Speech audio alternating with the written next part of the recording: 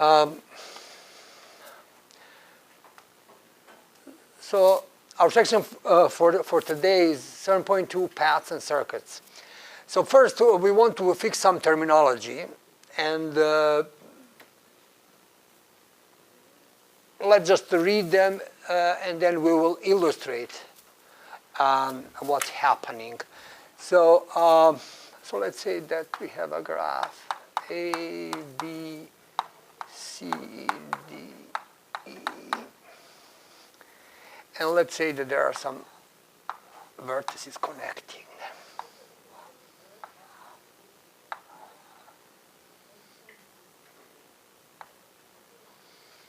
And then let's say that B goes to A. I just drew an arbitrary graph. And then, so first thing is a walk.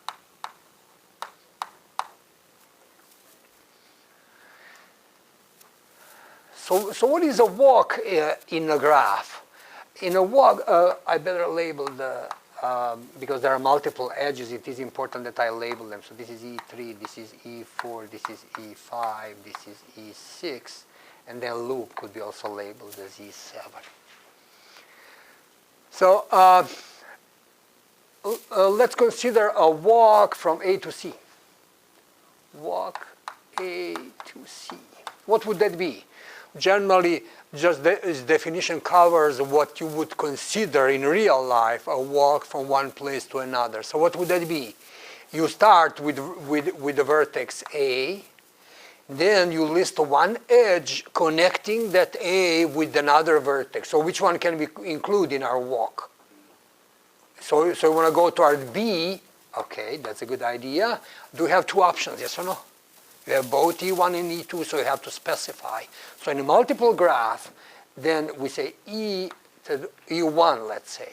So I go from A to B, walking E1. Now from B, what can I do? Can I go back to A? Yes, in a walk, that's not prohibited. I'll go back to A, so I'll go E to A. And then I'll go E1B. Can I do that? Yes or no? There's always read definition in mathematics. If definition prohibits it, don't do it. If definition doesn't prevent it, it says what? No walk doesn't include that. So you are allowed to repeat everything, yes. So in the walk, generally, walk just says, don't connect wrongly, don't lose track. Go for vertex, one edge that's adjacent to that vertex and another one, and keep doing the pattern. So, but I'm not done yet. From B, I want to go to C, so let me do E3C. Is this a walk from A to C? Yes. So there'd be infinitely many combinations? True, yes. Or you can do loop, go forever. So walk just tries to be as least, be the least restrictive as possible. Okay, so just you need to keep track that every edge specifies really is listed there is between two vertices that really are adjacent to that edge. Is that clear? Now what? Path now is more restrictive, and path says that no edges are repeated. So now, in this case, this would not be allowed, but I can do the following. I can go A, E1, and then I can go B, and then I can go E to A. That's fine. So I'm allowed to visit the vertex A twice. But then from A, I cannot go back because both of my edges were used. But what's my option now? E5 to D, and then, is this E4? I think E4 to C. Here it is. What is this? Now it is a path. But this is not a simple path. Simple path not only does not repeat edges, it's also not allowed to repeat what? Vertices. Did I repeat a vertex? Yes, I did. So this is a path, but not simple. And if I want path that is simple, it would be what? A E1B, E3C. Is everybody okay with this terminology? And then what? Each of those three versions has a closed version. So walk is closed if what happens? If the first and the last vertex in the walk are the same. So if you come back to the same point. So these are just paths. Now I want to walk. Walk from A to A. Do I have a walk from A to A? Yes, many of them. I can go AB as many times. I can cycle as many times as I want, do you agree? So here's a walk from A to A, E1B, then what? E1A, E1B, E1A, here's a walk. Not only walk, it's what? Closed walk.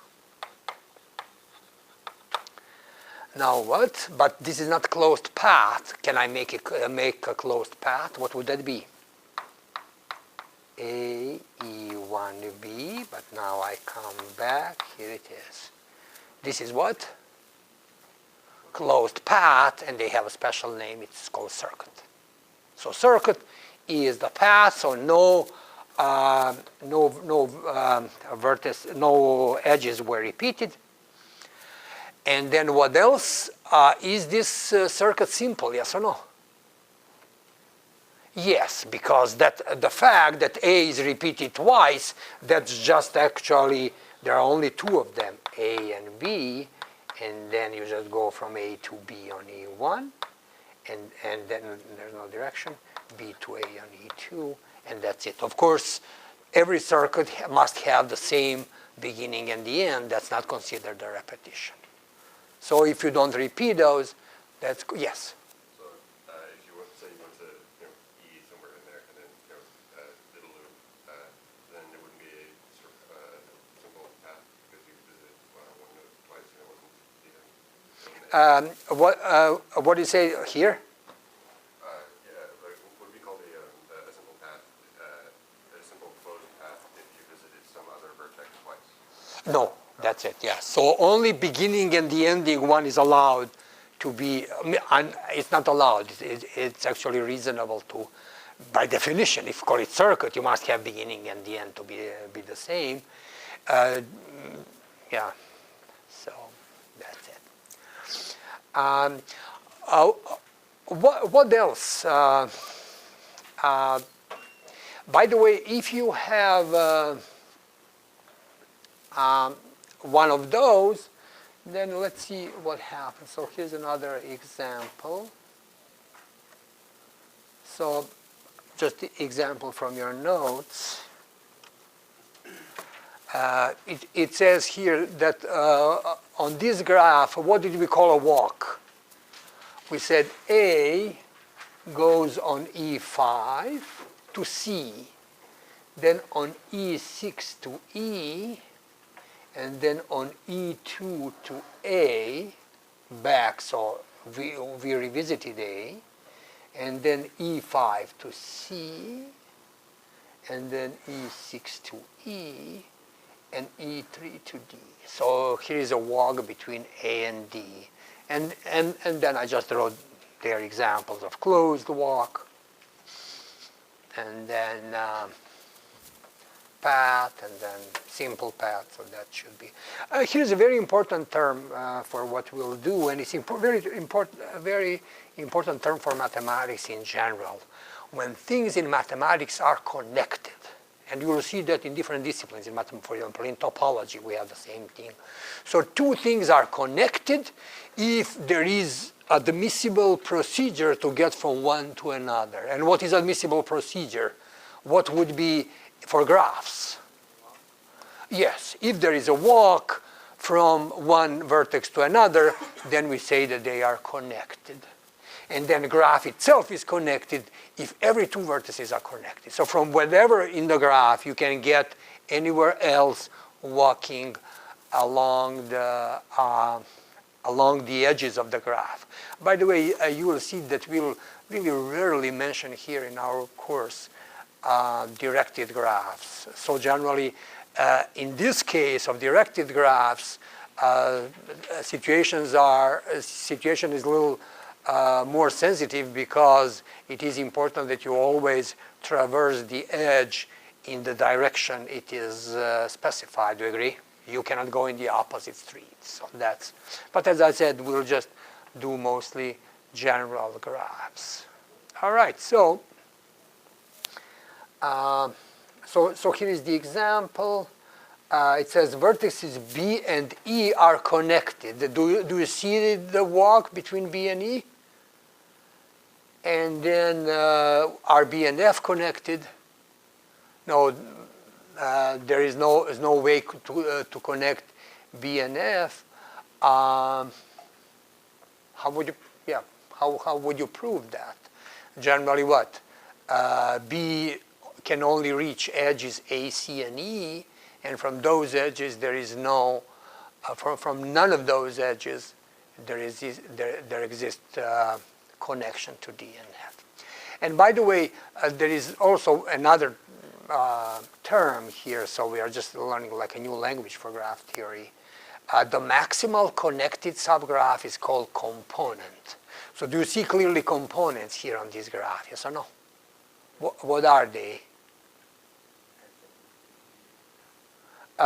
So A, B, C, and E is one component, and then D and F is another component, and G is also a component. Although, you might say, wait a minute, there's no loop to connect it with itself.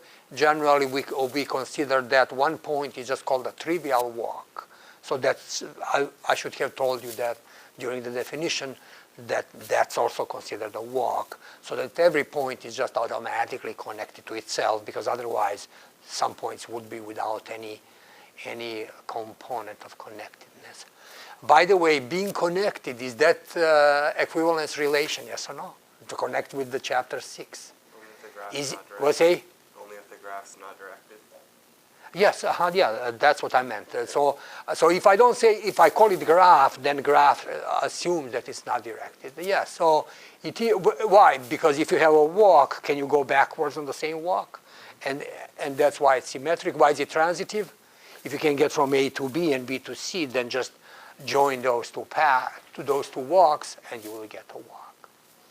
All right. Now the question is, can you be more restrictive with the walks? Can you be more selective and say, for connectedness, it's not, I'm not going to allow walks. I want to insist on having paths. Can you always connect, if 2 points are connected, can you always connect them with a path, yes or no? What do you think? If there is a walk, is there a path? Yes. Why?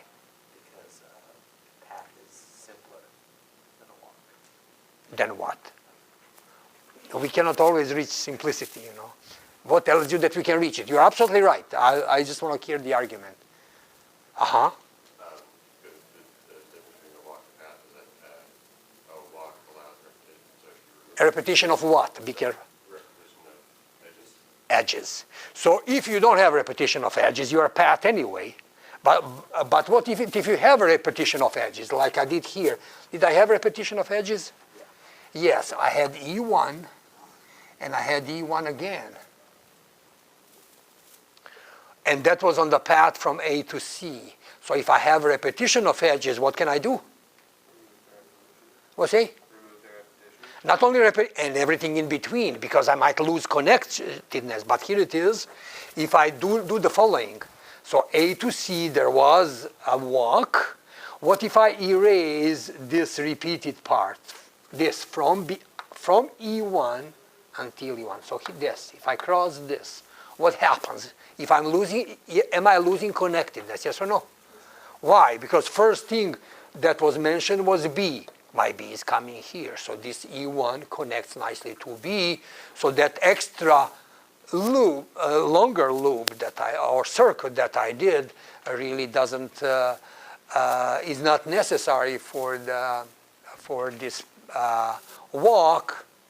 So A and C are still connected because This is still a walk and simple walk. And then what? But I'll do it once. What if it's not path again? This, I want to mention this argument. We'll use this argument very often in this chapter. And that is, it's actually a recursive argument, or in a way proved by induction. Why? Because I said, all right, first time I see a repeated edge, I will remove everything after that edge until the end of repetition. And then what? What if I have edge again, repeated? I'll do it all over again, and then will it ever stop? Will it stop infinitely many steps, yes or no? Why? Yes, so all the graphs that we study here are finite graphs. People study infinite graphs as well. That's not topic here. So every single graph that we study here will be finite. So finite graph means finitely many vertices and finitely many edges. Is that clear? So generally what? Each time when I do this procedure, I remove at least one edge. Do you agree? Since there are finitely many, I have at most finitely many chances. At the end, my procedure has to stop. What does it mean? There are no repeated edges, so I ended up with a path. Is that clear? So that's a theorem that probably is the next one. If G is connected, then every two vertices can be connected by a path. Can I? Yes. Well, I had a question about the previous graph. Oh, sorry, I forgot to give you the. I know it's okay. Maybe I'm far off. But This one? Can we technically remove E5 or E2 and still retain the same information? True. No, we are not pertaining the same information, but it will still be connectable. I agree. But that we'll talk about it more after Thanksgiving. So that's, you are actually don't want a closed circuit. You want to do minimalistic connections. But this is what it is. And you can say, oh, doesn't matter, why don't we remove E5? If those are streets, then sometimes it's not the same if you walk around and what's straight, do you agree? So it wouldn't lose connectiveness if we remove that one. Actually, that's exactly our next theorem. And it says what? This is a very important theorem because we'll call it very often in the middle of proofs, and we need to be aware of it. And here it is. It says the following. If a vertex is a V and W, so let me put that lemma. 721. It says the following. If vertices V and W are connected by a circuit,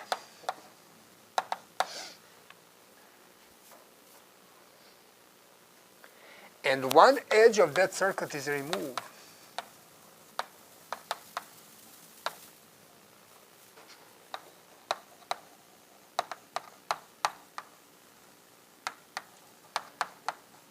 they will still be connected. Do you agree with this? What is this telling you? If you have something like this, there is a circuit, and then here is vertex V, here is W. So here is the circuit starting wherever you want. For circuit doesn't matter, there's no start or end because it just goes around. So what? They are connected, and that connection between the V and W is a circuit that starts somewhere. That actually goes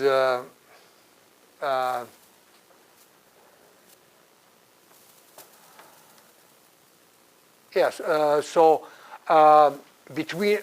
So there is a circuit containing V and W. Then what? If I remove one edge, either one, will they still lose their connection or not? Why? Because what? How can you argue?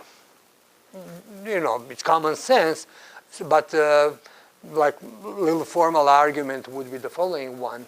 If that circuit is like this, starts with V0, V1, V2, gets to your V on spot I, so this is your V, then keeps going and gets to your circuit W on spot J, and then keep going and finishes off Vn. Agree? So that's a circuit where what? Vn and V0 are the same. So Vn is equal to V0. That's how every circuit goes. And then why?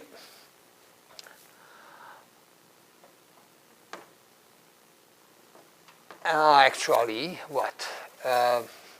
I think of it this way, but I still, you see, if a graph is simple, if there are no multiple edges, then just by specifying vertices, I don't have to write edges. Do you agree? Because for two vertices, there's only one edge connecting them, so you don't have to specify edges. But we didn't say that this graph is a simple graph, so there might be multiple edges, so I have to specify them. So let this be E1 in between, and this is E2, and so on. So then labeling is a little tricky. So this is EI, and this is EJ, and then this is EN. So here it is. And V and Vn and V0 are the same thing. So suppose that these are edges. So what could happen? I can either, so case one, I remove some edge EK, where K is bigger than I and less than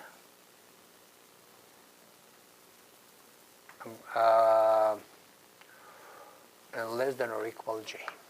What happens then? So what am I saying here? Just a little work with indexes. So if that edge that I cut is not this one, is after this one, but not later than this one, so that means that's one of those edges in between. What should I do then? How should I connect them? So by the way, this is considered like going clockwise. So generally, if they are VI, VJ, and if something in between on the clockwise direction is cut, what should I do? I would go what?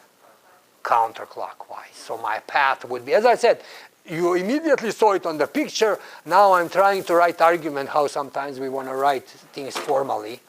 And at the end of this course, that might not be a bad idea. So what is my path now? It would go VI, and then what?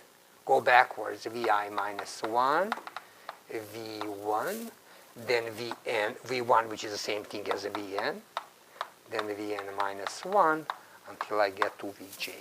And here are the edges. I'm not going to copy them. But what if I case 2? What if I cut, here is Vi, here is Vj, clockwise. So what if I cut some edge from here? What then?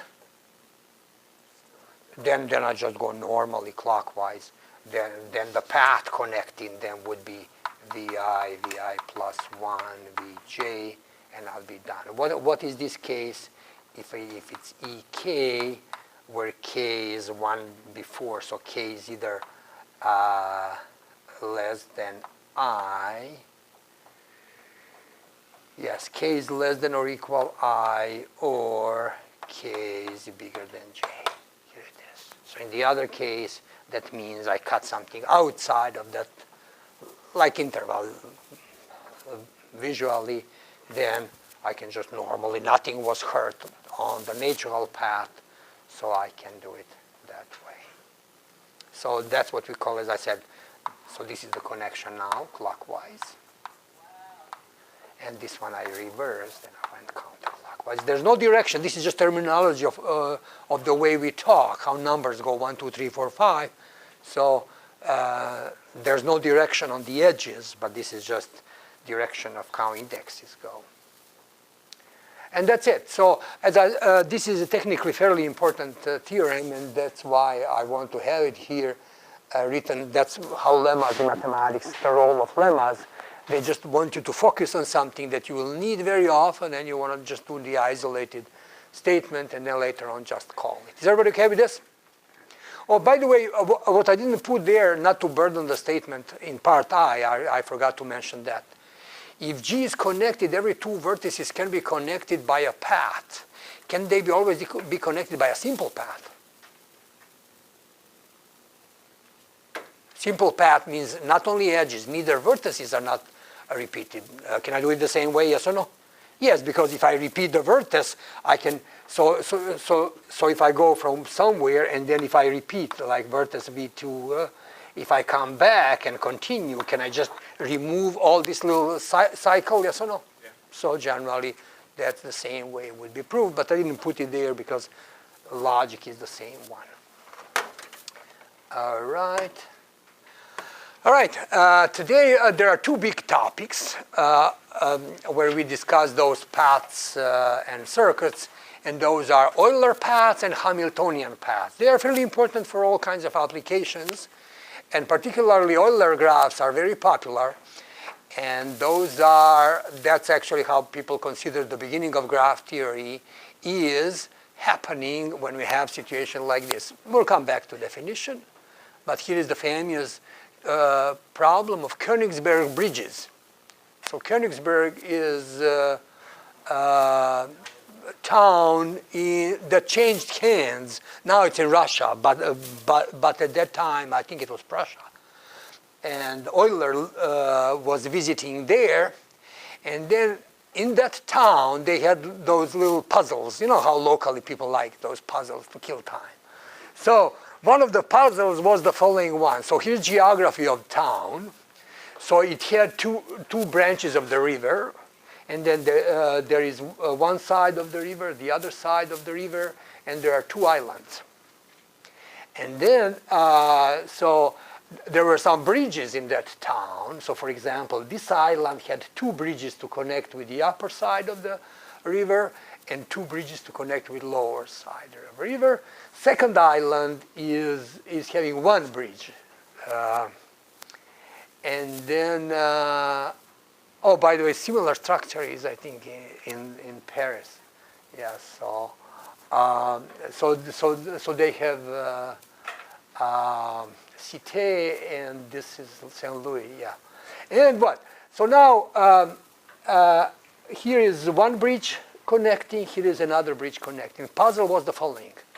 Can someone start at any point in the geography of this town and walk and come back, but visiting or walking each bridge exactly once? So for example, you start from wherever you want. Let's say start from C, then you walk this bridge, then maybe you walk this bridge, then maybe this way or that way, and then around. So there are quite many options, you know. And come back to the same point. And so what's special about this? You are actually, you can translate this, and that's what Euler did. And that's this really beginning of graph theory. He did the following. He thought of those regions as the vertices of the graph. Do you see those A, B, C, D capital letters? And each bridge was edge of the graph. And you already see some graph up there, but below I have it just isolated. So here's the graph. So these are four territories. C and D are two bridges up.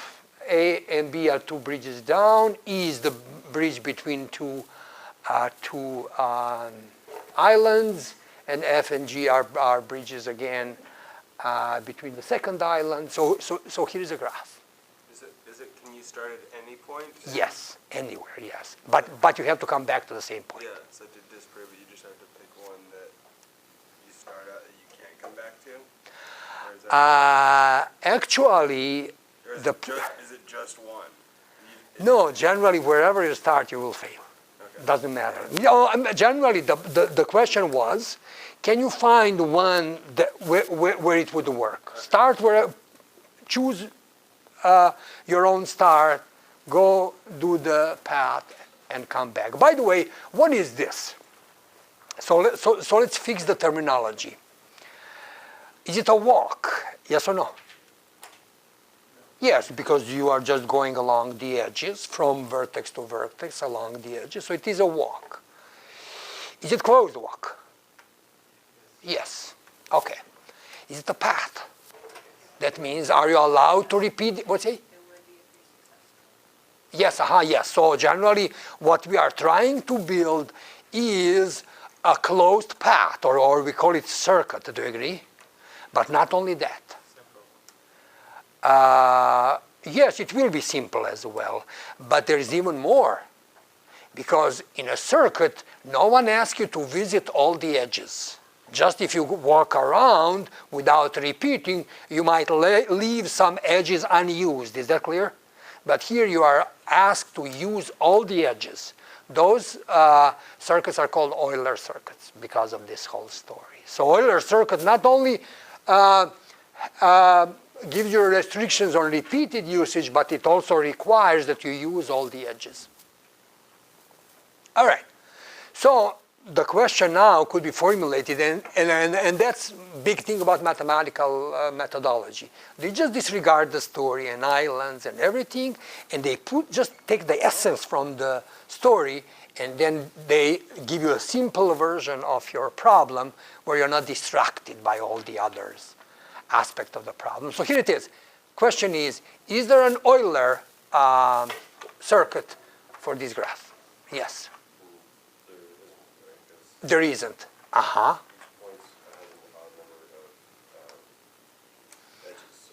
Oh, by the way, we learned on Monday that's called degree. Degree. No, I'm joking, of course. So every vertex has odd degree. Do you see that? Why? Because this is what? This one has degree 3, 1, 2, 3. This one has degree 3. This one has degree 3. And this central island has degree 5. Do you see that? So every vertex has odd degree. Why do you think is that essential? Let me finish and I'll give you the chance. Because if you're leaving a point and coming back, you're going to leave through one edge, come back through the second one, and then you only have one left, which you can only use to leave again. So you can finish coming back. So generally, to summarize what you just said, I'll say probably the same thing. Whenever you visit a vertex, you are allowed to come to a vertex more than once. Do you agree? You are not. So what happens?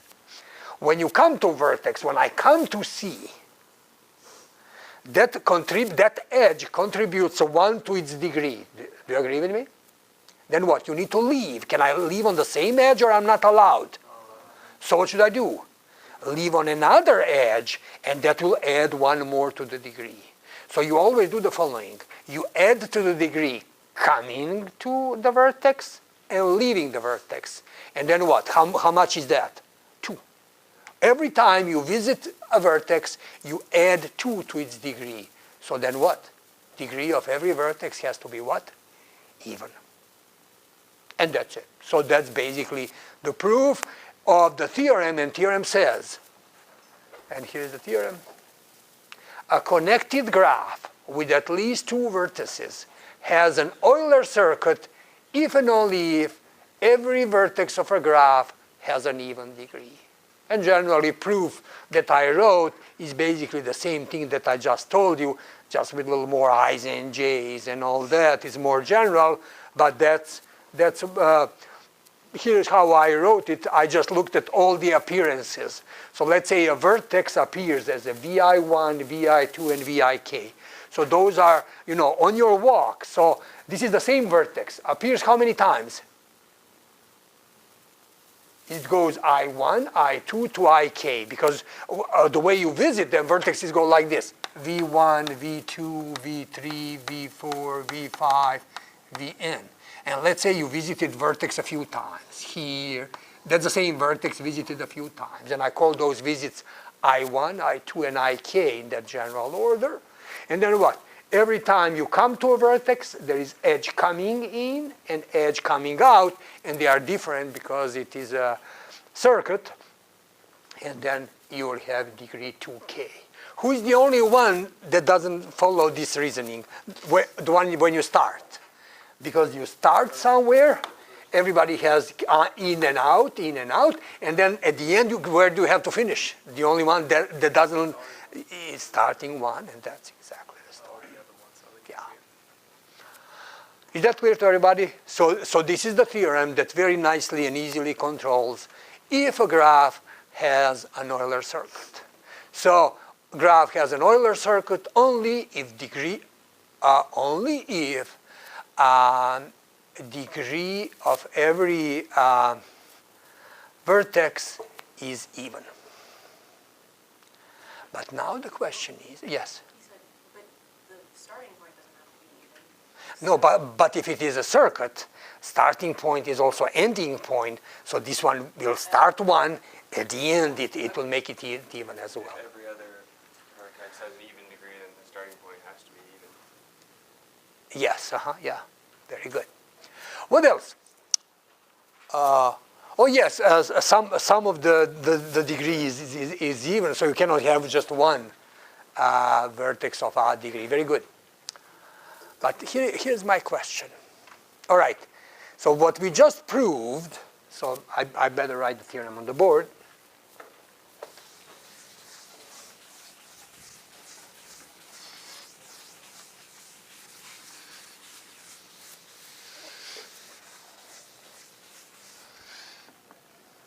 So theorem.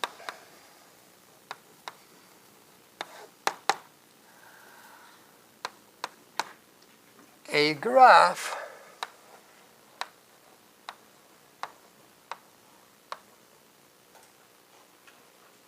a connected, of course, because if it's not connected, then doesn't. A connected graph has an Euler circuit if and only if all the vertices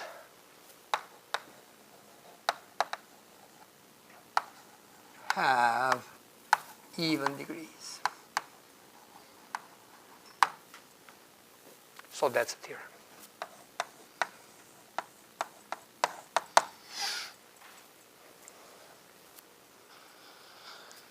And here we have, again, a good exercise in logic. Did you notice how I wrote this statement? I wrote it if and only if. So what did we show so far? Did we show that if, we showed the following. If a graph has an Euler circuit, then, so we proved the following. We proved this way. If a graph has an Euler circuit, then degrees are even. Is that what we proved? Why? Because if you look at that circuit, you have the degree edge coming in, coming out, and then it's a very easy argument. And then what did we use here? We used this side, actually what? So let's review that terminology. So having degrees even, all the degrees even, is that sufficient or necessary condition? Necessary. And that's why that town of Königsberg graph fails. Why? Because it fails the necessary condition, do you agree? But what is it that we didn't prove? That it's sufficient. So what? If I have a graph, so is it sufficient?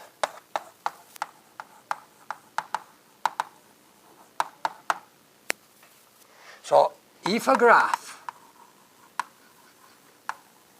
has all the degrees even, why does it have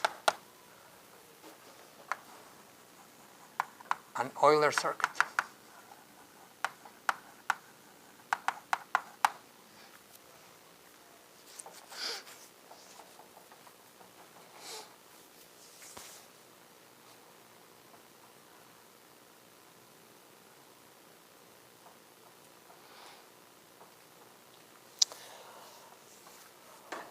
How do we prove that? So here it is. And this actually gives you an algorithm how you can make an Euler circuit on a graph. So here it is, proof. So let's start with the vertex V0. So we are assuming that all the degrees are even. So what will happen then? We go from V0 to another vertex V1 with one edge. Doesn't matter. We are trying to build our circuit. And then what? We go to V2. That connects. Why aren't we stuck at V1? Can I continue or not? Why? Because degree of V1 is what? Degree of V1 is even degree.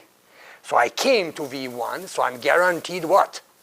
One more edge to leave. So I can never get stuck. Whenever I get into a vertex, I can continue.